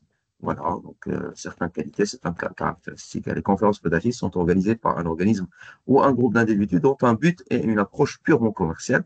Et l'objectif, c'est de vous arnaquer les chercheurs pour identifier les conférences prédatrices. Les organisateurs sont-ils connus, reconnus par la communauté scientifique? Donc, quand un établissement, un laboratoire, une association, un groupe de recherche connu, etc., organise cet événement, bon, ça, il n'y a pas de souci. Mais par contre, quand Lambda organise l'événement, là, il faut quand même se demander, hein. La conférence est-elle soutenue par des organismes connus ou reconnus? Des fois, on peut être une association ou un groupe de chercheurs qui organise, mais nous avons des partenaires. Donc, le fait qu'il y ait des partenaires quand même de renommée, c'est aussi intéressant et ça vous évite, c'est un indicateur que la conférence n'est pas prédatrice. Aussi, comme je l'ai dit tout à l'heure, la réactivité des organisateurs sur une fois que vous envoyez votre abstract, le lendemain, c'est accepté. Bon, il faut quand même se demander s'il n'y a pas quelque chose qui n'est pas bien. Si il vous dit que votre travail, ne s'inquiétez pas, votre travail va être accepté à 100%, il faut quand même se demander, hein. Le comité scientifique, s'il est large et international et diversifié, et en tout cas pour les conférences qui sont indexées, tous ces éléments, tous ces paramètres sont déjà vérifiés par les indexeurs des conférences en général. Donc, dès que nous avons une conférence qui est indexée, donc il n'y a pas de souci, c'est pas une conférence prédatrice en tout cas. Y a-t-il des prix de meilleure communication? Ça, c'est juste des éléments à rajouter peut-être. Et des fois, il y a des conférences qui vous envoient, qui vous harcèlent. Maintenant, un outil qui pourrait vous guider, c'est celui-là, hein, ce qu'on appelle les Think, Check, Attend. Donc, c'est une initiative qui a été développée par cette maison d'édition Knowledge E, d'ailleurs il existe en maths. Il propose pour nous juste un outil en remplissant un formulaire. Vous allez renseigner des informations à propos de la conférence et répondre à certaines questions. Ils vont vous dire un avis, hein, une recommandation. Est-ce il pourrait s'agir d'une conférence prédatrice ou pas? C'est juste une recommandation. Maintenant, pour cibler les conférences qui sont indexées, comme on l'a fait pour les journaux hier, hein, pour aller chercher les conférences qui sont indexées, donc déjà on l'a fait pour I3E. Alors, maintenant, toutes sortes de conférences indexées Scopus, on peut utiliser les mêmes outils, hein, c'est-à-dire utiliser SimagoJR. SimagoJR, encore une fois, pour nos chers collègues qui n'étaient pas là, c'est un outil qui nous permet de vérifier l'indexation, mais il faut faire attention que SimagoJR, c'est toujours avec un décalage d'à peu près une année. Hein. C'est-à-dire qu'ils attendent toujours que Scopus leur envoie les informations pour qu'ils organisent ça sous forme visuelle dans le cadre de ce site web, parce que c'est un laboratoire de recherche qui a mené cette initiative. Et donc, vous pouvez y accéder ici, Journal, et choisir dans la typologie, et choisir quoi conférence and procedure.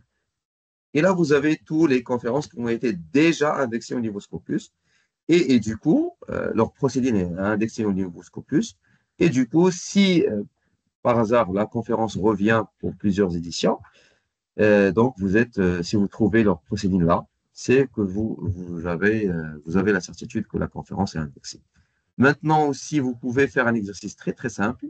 Aller sur Scopus, si vous avez accès à Scopus, et prendre surtout quand la conférence, par exemple, la conférence est une conférence qui est déjà passée, ce n'est pas la première édition, mais plutôt la deuxième, la troisième édition. Et aller chercher, par exemple, je vais aller voir, est-ce qu'il y a quelque chose ici spécifique pour les conférences. Voilà, conférences. Et aller chercher, par exemple, RA7. RA7. Juste ça. Et on va voir est-ce qu'il y a un contenu per RA7. Apparemment, il y a. Et donc là, pour RA7, c'est la conférence dont nous avons vu tout à l'heure. Donc là, c'est les différentes éditions. Par exemple, en 2024, ils ont organisé une conférence. Vous pouvez faire une analyse. Je ne sais pas si vous connaissez ces outils. L'outil d'analyse de Scopus, en cliquant sur ce lien, vous pouvez faire une analyse pour voir, par exemple, par année, hein, par année. Donc, ils ont commencé apparemment à partir de 2020 à organiser cette conférence. En 2021, ils n'ont rien fait. Et en 2022, ils ont quand même organisé une conférence en publiant 190 papiers, puis après en 2023, puis après en 2024. Et maintenant, apparemment, ils ont aussi une conférence pour 2025. La plupart des participants, donc c'est un peu diversifié, oui, mais la plupart des participants, c'est des Marocains. Quoi d'autre les documents par auteur, donc apparemment cet auteur, il participe très fréquemment à cette conférence, donc il a 31 papiers publiés par RA7, etc. Vous trouverez mes doctorants qui ont déjà participé à cette conférence. Voilà, donc parmi les partenaires, on trouve le CNRST. Voilà, donc c'est une conférence qui est pas mal, en tout cas. Alors, où il est? Voilà. S'il vous plaît, les frais de publication sont-ils indiqués dans les frais d'inscription? Il s'agit de... Bon, ça dépend des organisateurs. Hein. Les organisateurs, c'est eux qui vont vous dire ça. En général, il n'y a pas une règle générale. En général, il y a, comme la conférence il est payante, il y a ce qu'on appelle les frais de participation. Maintenant, des fois, ces frais de participation sont intégrés aux frais, les frais de publication sont intégrés aux frais de participation, des fois non. Donc, des fois, on va vous dire ça après. On va vous dire ça par mail, pas forcément au niveau du site de l'événement. Ça reste à désirer quand même. Si is online participation in a conference taken into consideration, yes, we can. Why not? A conference is a conference, an event, a scientific event. We can communicate your works online or face to face. No problem with this typology. Just if you participate in a scientific event in face to face is better because we can talk with person face to face and collect the feedback about your works, about your presentation in live. Online, so also interesting, maybe more to participate in a conference organized online, etc. Because we avoid to travel, all issues about traveling, etc. But it depends on you, and no difference, really no difference between the two typology of conference online or face to face. Or does it have to be in person? Non, oui, carré. Ok, other. J'ai tenté quand même de répondre en anglais. C'est quoi une conférence prédateur? Bon, je pense que j'ai répondu. Il y a quand même une question. Ou si notre communication n'est pas publiée par la conférence, est-ce qu'on peut la... Oui, déjà.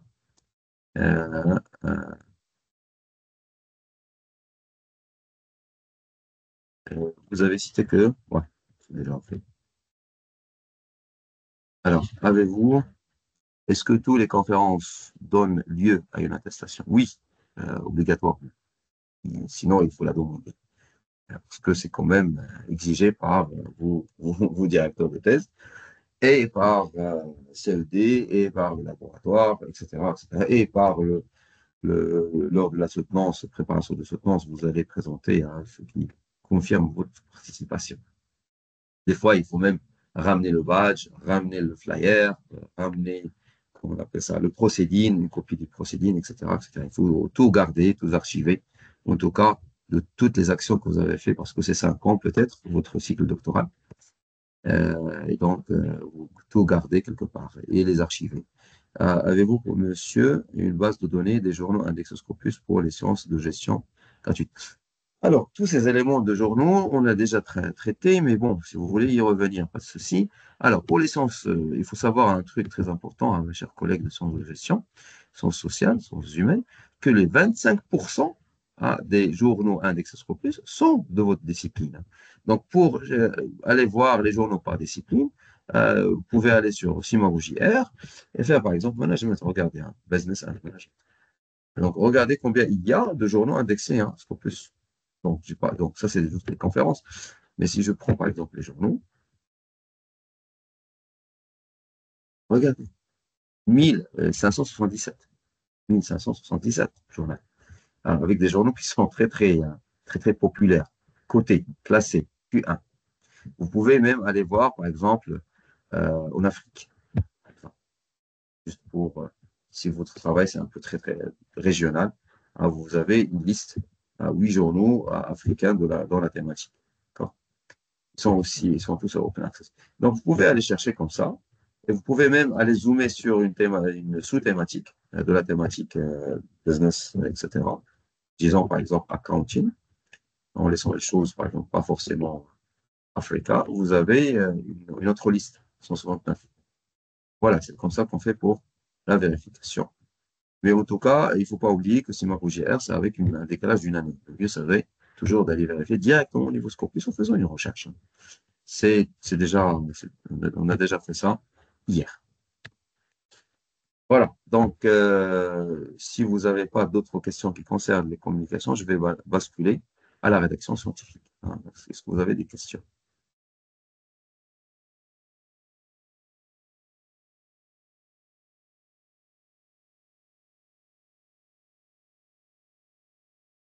Je sais pas là, vraiment, le Q1, Q2, Q3, Q4, ça c'est la classification. La classification que fait Scopus par exemple, quand les journaux qui sont très populaires précités, il fait un classement par rapport, par exemple, les citations. Et donc, les Q1, ce sont les 25 premiers, 25% premiers des journaux, par rapport à une thématique particulière, une discipline particulière. Puis, les Q2, c'est les deuxièmes 25%, puis, etc. Donc, c'est divisé sur les quartiers, les 4 quartiers. Est-ce qu'il n'y a, n'ayant pas de différence entre un article de conférence et un article de journal? Article de conférence, c'est un article qui va être publié par la conférence. Et un article de journal, c'est un article qui va être publié par le journal. Est-ce qu'il n'y a pas une différence? Bien évidemment, il y a une différence. Donc, au niveau du décret, par exemple, pour le cas marocain, je parle pour le cas marocain, si il y a dans le décret, on précise pour se tenir, il faut 2 articles de journal et deux conférences, pas forcément indexées, 2 conférences, pas forcément un papier, mais 2 conférences. Maintenant, vous allez participer à une conférence, pourquoi pas ne pas faire un papier, ne serait-ce que pour ça, pour s'exercer sur la rédaction, parce que c'est un exercice important qu'il faut faire. Et vous allez aller participer dans une conférence, pourquoi ne pas choisir plutôt des conférences indexées, hein, si vous avez l'occasion d'être accepté, pourquoi pas, hein. En tout cas, ça va être un très bon exercice parce que, en général, dans les conférences indexées, c'est l'anglais.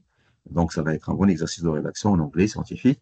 Et aussi, vous allez subir ce qu'on appelle la relecture. C'est un petit exercice de relecture et de retour, peut-être de rejet. Donc, vous allez quand même vivre quelque part une petite histoire du processus de publication dont on a parlé hier. Voilà, donc si vous n'avez pas d'autres questions qui concernent la communication, on va basculer à la rédaction maintenant. Bon, maintenant, la rédaction scientifique, c'est l'exercice qui consiste à communiquer. On écrit les résultats de votre travail scientifique, qui soit un travail original, c'est-à-dire un travail de terrain, d'expérience, d'enquête, de simulation, etc., ou modélisation, etc.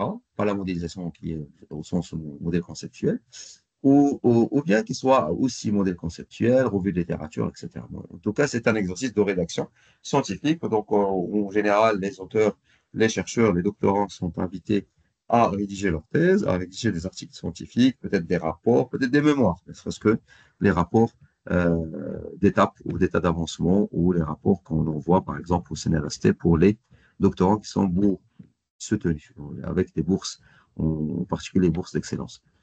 Et donc, ça devrait être organisé quelque part, ça devrait être, vous allez écrire, donc vous allez être très clair dans vos pensées et dans votre manière, dans votre façon de votre méthodologie que vous avez suivie. Des fois, il y a ceux qui pensent qu'il faut cacher la méthode. Non, on ne cache pas la méthode. Il faut réellement très bien décrire la méthode quand vous allez aussi très bien décrire les résultats. Il faut très bien décrire les résultats, pas très vendre les résultats. Donc, on ne cherche pas à vendre quelque chose. On cherche à présenter les résultats. D'ailleurs, vous allez utiliser des supports qui sont sombres en général. Donc, on ne va pas chercher à intéresser le public par les couleurs ou par le gras et l'étalique.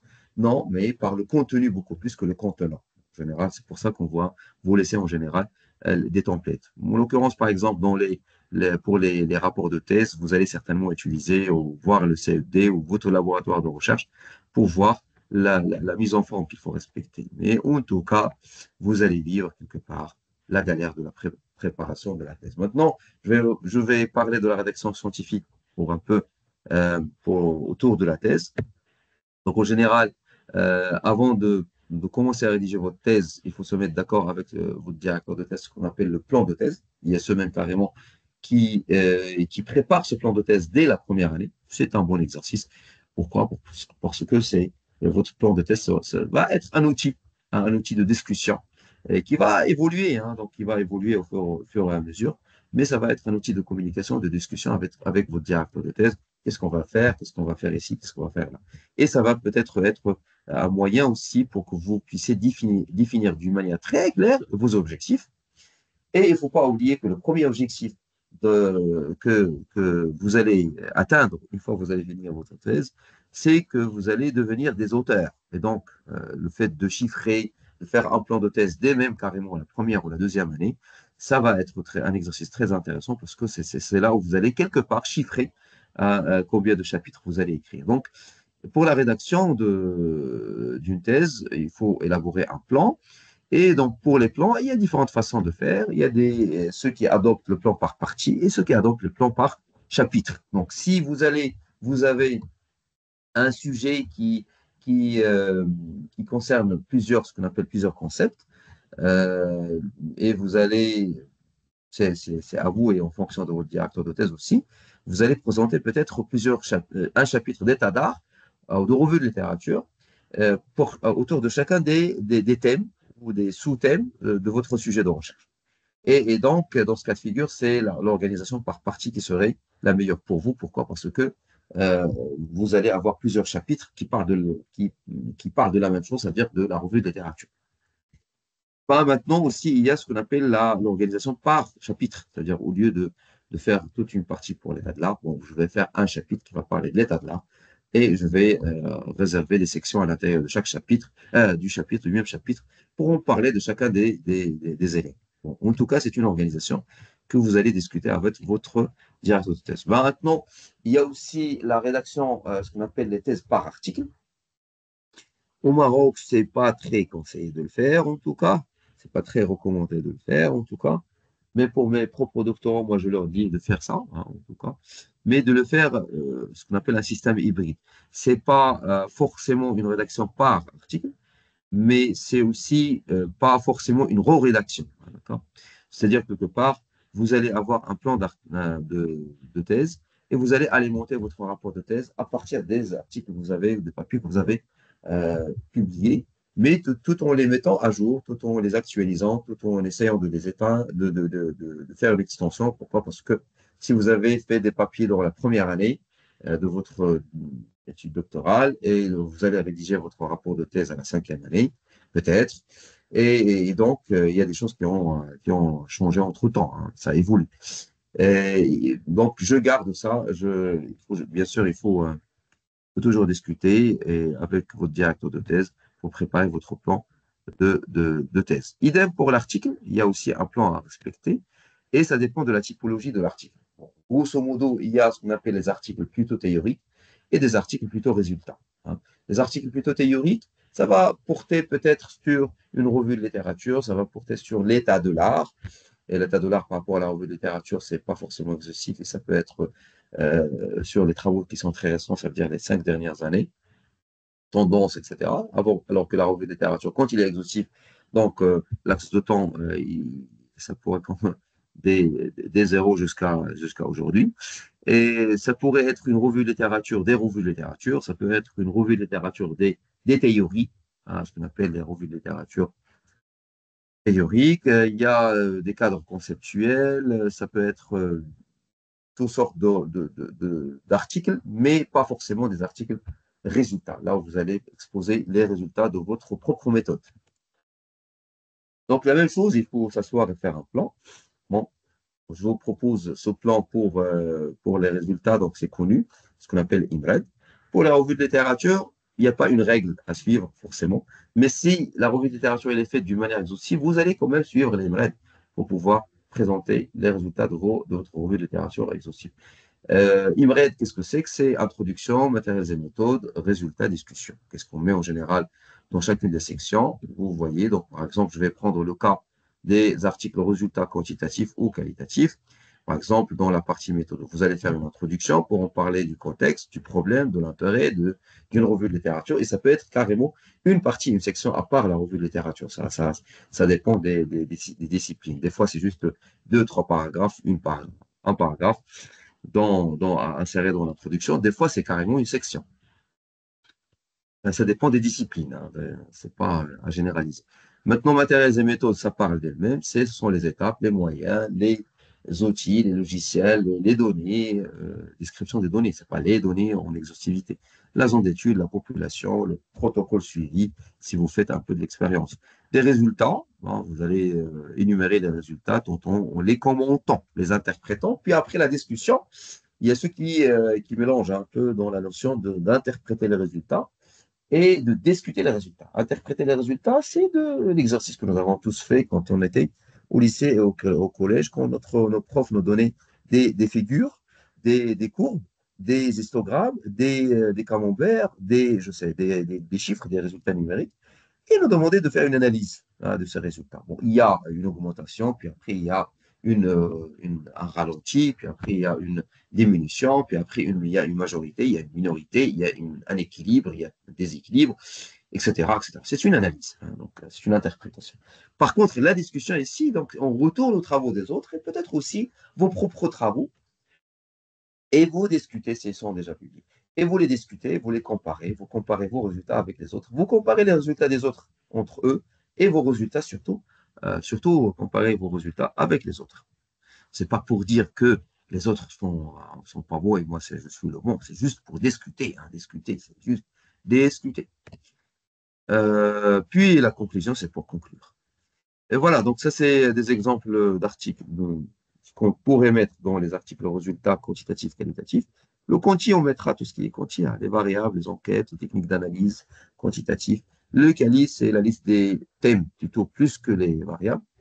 Les interviews, comment on a fait pour collecter les interviews de groupe individuel, direct, indirect, la durée, le taux de saturation, ce qu'on appelle la saturation théorique ou sémantique, technique d'analyse textuelle, etc., etc. Puis après, vous allez présenter les résultats. En Cali, c'est très, très simple. C'est une classification thématique. Vous allez revenir sur chacun des thèmes et interpréter les propos, ce qu'on appelle les verbatim des interviewés pour pouvoir les confronter entre eux, peut-être, et les discuter avec la littérature surtout. Et partie revue, article quantitatif, là, c'est des tableaux et des graphiques où vous allez les interpréter. Une revue de littérature, voilà, s'il est exhaustif, il y aura certainement une section méthodologie, une méthode, là où vous allez présenter comment vous avez fait pour pouvoir faire votre revue de littérature. Par exemple, si vous pouvez utiliser le Prisma quand il s'agit de revue de littérature systématique. Sinon, c'est juste les étapes par lesquelles vous avez passé pour pouvoir élaborer votre revue de littérature. En partant de la requête, des différentes bases de données scientifiques que vous avez utilisées, puis après, combien vous avez trouvé, vous commencez à chiffrer, combien vous avez trouvé d'articles, de conférences, de papiers de conférences, d'ouvrages, etc. Vous n'avez pas fait ce qu'on appelle les critères d'inclusion, d'exclusion, un premier screening, juste en regardant l'abstract, le titre, l'abstract et les keywords. Puis après, une deuxième relecture en profondeur du texte intégral quand il est accessible. Quand il n'est pas accessible, vous allez faire sortir les articles, juste pour faire l'inclusion, l'exclusion des travaux que vous allez relire pour les synthétiser. Et puis après, vous allez présenter ça, peut-être sous forme statistique, peut-être juste sous forme thématique, en discutant thème par thème. Puis après, quand on parle de rédaction, il faut suivre un ordre de rédaction. Un ordre de rédaction qui serait le meilleur, c'est de commencer par les choses que vous maîtrisez, c'est-à-dire la méthode de résultat, puis après, enchaîner sur l'introduction, discussion, conclusion, titre, etc. Une fois que vous avez préparé votre rédaction, vous allez passer au choix du journal. Donc, on a vu hier qu'il y a ce qu'on appelle les Journal Finder qui vous permettent qui vous recommandent des journaux qui semblent bons pour votre travail. Vous avez besoin juste de copier l'abstract du papier, pas le papier en entier. Copier l'abstract de papier dans ces Journal Finder et le résultat serait les journaux les plus similaires qui pourraient être intéressés par votre travail. Donc, ça existe, ces Journal Finder, ça existe chez différentes maisons d'édition. Vous cherchez juste sur Google. Après, il y en a des livres et des livres qui en parlent de la rédaction scientifique, mais il ne faut pas oublier aussi qu'il y a aussi des outils d'intelligence artificielle qui pourraient vous aider, mais vous n'allez pas les utiliser d'une manière très, très excessive. Pourquoi? Parce que il y a ce qu'on appelle le fameux phénomène du plagiat. Il y a aussi la vérification du plagiat contre l'IA, hein, donc ça existe aussi. Il y a aussi des outils qui vous aident dans la reformulation parce que vous êtes invité à reformuler les travaux des autres et les citer, sinon c'est considéré comme étant du plagiat et du plagiat interne. Et avant de soumettre votre travail, s'il vous plaît, essayez de vérifier tout ce qui est grammaire et aussi de vérifier tout ce qui est plagiat. Maintenant, la rédaction en elle-même, vous pouvez utiliser le logiciel qui vous maîtrisez le plus. Il y a même des journaux qui vous obligent d'utiliser tel ou tel template. Donc, vous comprenez, vous pouvez utiliser tel ou tel outil. Maintenant, qu'est-ce que c'est que plagier? Plagier, c'est ça, hein. C'est CTRL-C, CTRL-V sans citer. C'est du plagiat interdit. Reformuler avec ces citations, ce qu'on appelle le plagiat autorisé. Donc, il faut savoir que c'est illégal. Il faut savoir que vous risquez d'être pénalisé, d'être carrément emprisonné. Et le plus important, c'est d'être flagué, tagué plutôt, tagué dans ce qu'on appelle les listes noires des, euh, des auteurs qui ont fait des bêtises, genre plagiat.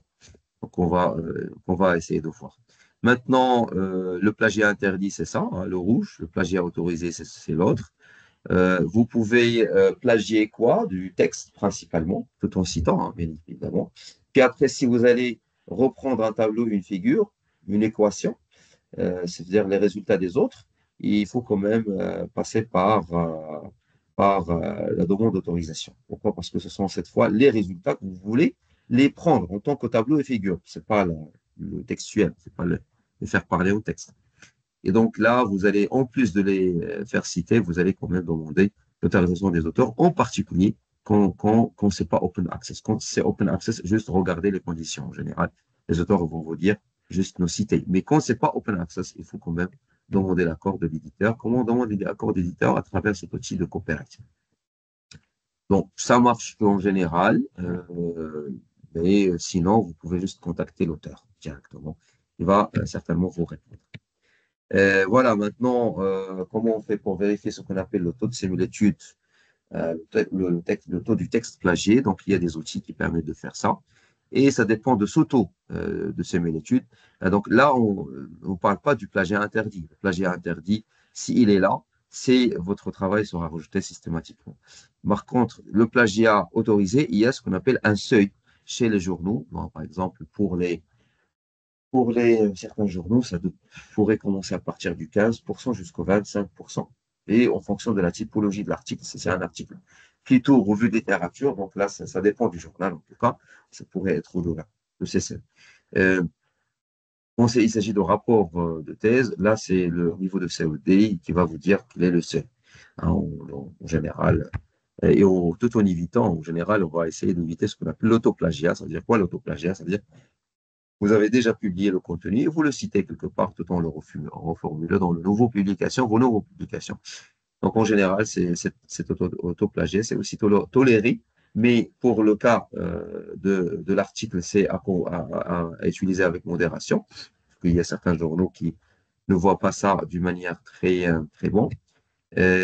Par contre, pour le rapport de thèse, en général, on réutilise ce que nous avons déjà publié et on essayera de de zapper, de décocher au niveau des outils qui vérifient le plagiat, de décocher tout ce qui est autoplagiat pour avoir un rapport qui figure où il n'y a pas le taux d'autoplagiat.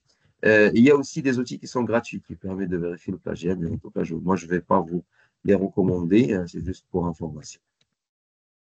Ce que je recommande, c'est d'utiliser des outils qui sont disponibles. Par exemple, au Maroc, on utilise celui-là, hein, le Authenticates. On avait auparavant Urkent, mais maintenant c'est Authenticate. C'est très simple. Vous aurez normalement un compte. Normalement, c'est à partir de la deuxième, troisième année que vous aurez un compte.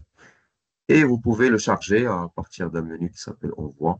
Là, pour l'instant, c'est bloqué parce que on est en attente de déblocage. En tout cas, on a accès. Et quand l'outil il termine l'analyse, il vous envoie, il vous donne une sorte de rapport avec un taux de similitude. Et aussi, il vous donnera chaque passage combien il y a de similitudes. Qu'est-ce que c'est que la similitude? Ça veut dire que cet outil, qu'est-ce qu'il fait? Il compare votre texte avec les textes déjà publiés. Il vous donne une indication sur le degré de similitude qu'il y a. Hein. Ils ont accès à différentes bases de données. Hein. Et c'est pour ça qu'ils sont des fois c'est cher, des fois c'est pas cher. Parce qu'il y a cette différence entre les outils. Mais c'est très simple et très sympa, ne serait-ce que pour se faire vérifier avant de se faire vérifier vous-même avant que ce soit vérifié. Maintenant, si par malheur, vous l'avez fait exprès ou pas et vous êtes identifié en tant qu'auteur pas bien, il faut savoir qu'il y a ce qu'on appelle Retracted Watch, hein, une base de données des quoi? Des travaux qui ont été retirés après publication. Parce que hier, c'est vrai que nous avons vu le processus de publication depuis le début jusqu'à la fin. Mais il y a aussi une phase que j'ai laissée pour aujourd'hui. Des fois, c'est après publication, on détecte qu'il y a des erreurs. Des erreurs dans la méthode, des erreurs du plagiat, hein, des erreurs, je ne parle pas des erreurs de frappe, mais des erreurs un peu très, très, très flagrantes. En l'occurrence, le vol d'idées, le vol de résultats. Quand il s'agit des erreurs de forme, peut-être faites par l'auteur ou par le journal, là, vous faites ce qu'on appelle les corrigidum et les erratum. C'est juste des lettres de demande de correction auprès du journal. Et ça, c'est des questions de forme, hein. Vous pouvez demander la correction vous-même. Des fois, c'est de fond, et c'est très grave. Et donc là, vous risquez de tomber dans ce qu'on appelle Retracted Watch, la base de données des articles retirés après publication. C'est cela un peu, cette base de données. Et donc, je vais essayer de faire avec vous une simulation. Vous me suivez, s'il vous plaît? Travaux qui ont été déjà publiés et retirés parce que c'était pas, voilà. L'auteur n'a pas fait très attention. Donc, je vais prendre un pays, c'est pas le nôtre, juste pour éviter. Vous voyez, c'est un truc accessible, hein. Je n'ai fait que cliquer sur le lien. Je vais prendre par exemple l'Albanie. Je vais chercher. Donc, cette base de données, c'est qui l'alimente? Ce sont les journaux. Donc, dès qu'ils trouvent des choses qui sont très, très graves, après publication, ils retirent l'article, ils viennent ici, ils renseignent toutes les informations de l'article, y compris qui? Les auteurs, la liste des auteurs, avec leurs affiliations. Et la nature, la raison du retrait de l'article. Donc, il y a des fois ces conflits d'intérêts. Ça veut dire quoi, conflit d'intérêts? C'est-à-dire quelque part, c'est comme si on s'est arrangé avec le journal, parce qu'il y a des gens qui sont nos amis, quelque part, ou un conflit d'intérêts entre les auteurs, ou même, d'accord, etc. Voilà, regardez un des motifs, plagiarisme of article. Un des motifs, le consentement des patients n'est pas là, hein. Ils ne sont pas informés, les patients ne sont pas informés de l'expérience. Donc, ça, c'est flagrant. Ça veut dire que quelque part, elle n'a pas suivi ce qu'on appelle le dossier éthique, le demande éthique. Il y a peut-être des problèmes de données, hein, de données carrément. Et donc, vous voyez, c'est accessible à tout le monde. Et malheureusement, une fois que vous êtes là, c'est pour la vie, hein, c'est ça le problème. C'est pour la vie, chers collègues. On ne va pas vous retirer. Vous restez pour la vie. Voilà, avec ça, j'ai terminé le contenu prévu pour aujourd'hui et on passe, si vous souhaitez, à la séance questions-réponses.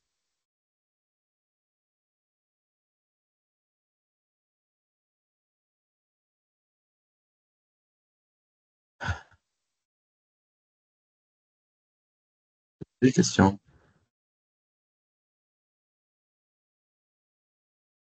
Alors, les outils de plagiat, Ceux qui ont des questions, veuillez s'il vous plaît sur sans l'écrire sur le chat. Ah, on a une très longue quel est le nombre, question. quel est le nombre minimum de références qu'on doit utiliser pour une revue de littérature exhaustive? Bon, il n'y a pas de minimum, hein. Il n'y a pas de minimum ni de maximum. Mais bien évidemment, on ne va pas faire une revue de littérature à partir de 2 articles, 3 articles.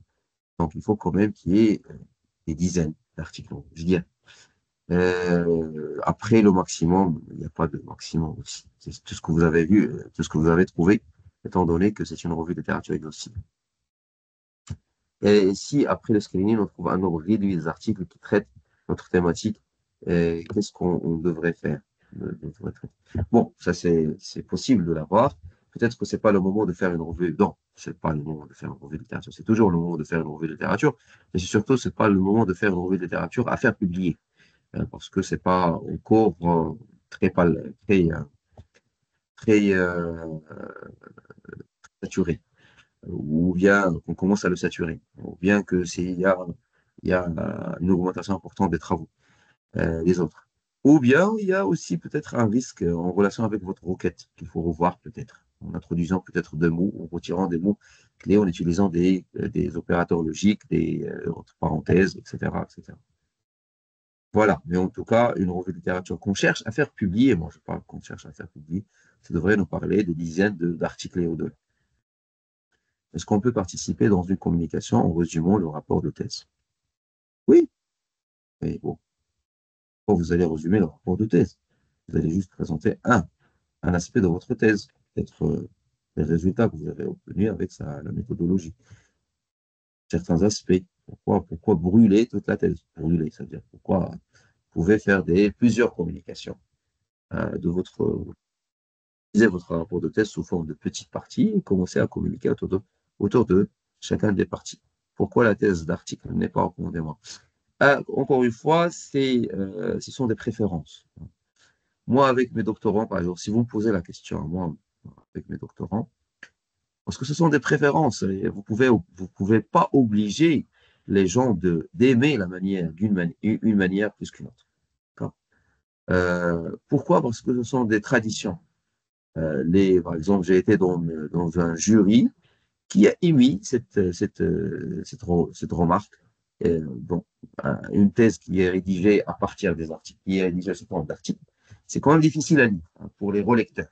Pourquoi? Parce que quand nous avons un rapport de thèse, la première chose qu'on va aller voir, c'est la méthodologie. La méthodologie, pas la méthode de chacune des articles. Et donc, c'est un peu difficile à faire une relecture d'un rapport où il n'y a pas une partie dédiée pour la méthodologie, comme ça. Parce que c'est de là, les rapporteurs, ce qui les intéresse, c'est beaucoup plus ça. Ensuite, vos résultats, et après, votre revue de littérature. Il ne commence pas de la fin, du début jusqu'à la fin, non. On va vers la méthodologie, et on regarde, et on la critique. Ensuite, les résultats, on les regarde, on les critique. On revient sur la revue de littérature pour voir. Et déjà, à partir de la méthodologie et des résultats, on a déjà une appréciation sur la revue de littérature, s'il a été bien fait ou pas. Bien fait ou pas, ce sont des avis d'experts. Après, il faut toujours consulter votre directeur de thèse. Hein. Consulter votre directeur de thèse. Quoi d'autre? Est-ce qu'il y a une détection de plagiat? Oui, bien évidemment. Hein. Je ne vais pas vous montrer. Je sais pas, je les ai pas intégrés sur le slide, mais si vous voulez que je vous montre, je vous montre. Par exemple, voilà,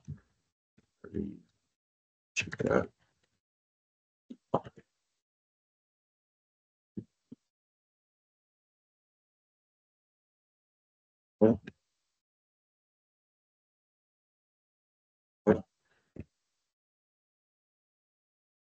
Je n'ai rien fait, hein. J'ai juste tapé. Hein. Voilà,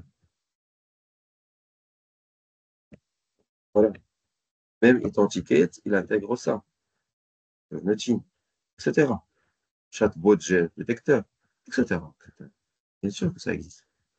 Donc, on n'a pas fait sortir un outil informatique pour ne pas faire sortir son outil. Hein. Euh, Est-ce qu'il y a une détection plagiat par les journaux? Oui, oui, bien sûr, bien sûr. Bon, encore une fois, ça dépend des journaux, mais les outils sont là et ça dépend des moyens du journal. En général, on va pas jouer avec ça. Le plagiat, c'est quelque chose de très interdit.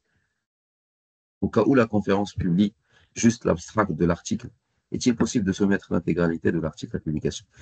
Oui, mais il ne faut pas oublier de formuler un peu votre abstract parce que ça va être détecté par les outils de plagiat. D'accord?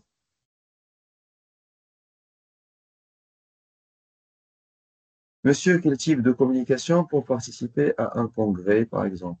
Oh, vous choisissez. Bon, si les organisateurs vous donnent ce luxe de choisir entre l'oral et le poster, choisissez ce qui vous convient le plus. Moi, je dirais au début, on pourrait commencer par l'affiche et après passer à l'oral, juste pour un peu gérer votre stress, peut-être, pour faire un peu de rédaction hein, avant de faire l'affiche, parce que c'est un bon exercice, comme on l'a dit tout à l'heure.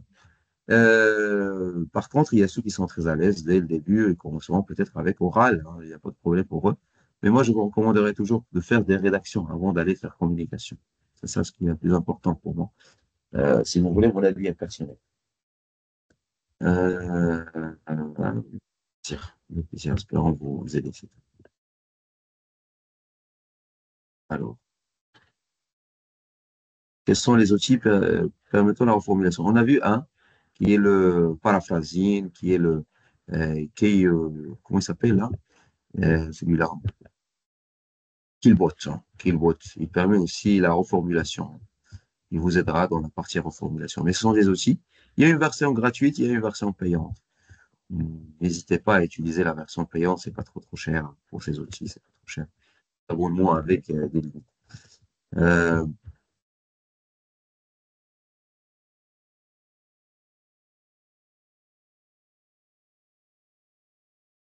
suis en deuxième année, je viens de vous découvrir, cher professeur. Est-ce qu'il y a possibilité de rattraper le retard par rapport au livrable et au résumé et valider le module méthodologique? Vous venez de me découvrir.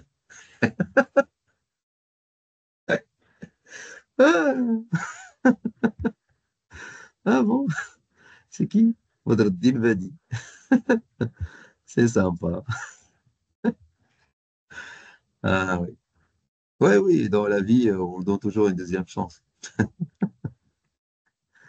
Ah, il y a un groupe WhatsApp, là. Il y a un groupe WhatsApp pour les étudiants du module, là. Je parle des étudiants du module. S'il vous plaît, professeur, comment peut-on consulter le manuscrit des thèses qui nous intéressent? Alors, systématiquement, à partir du décret qui a été publié juste récemment dans le secrétariat général, systématiquement, toutes les thèses marocaines vont être archivées au niveau de CNRST et numériquement parlées, sauf bien évidemment une contre-indication s'il y a des brevets ou des confidentialités particulières. Mais en général, toutes les thèses vont à partir de votre génération, vont être systématiquement archivées. Mais par contre, maintenant, si vous voulez voir un peu les archives, par exemple pour le cas marocain, ces thèses, c'est tout près, tout près, tout près. Le type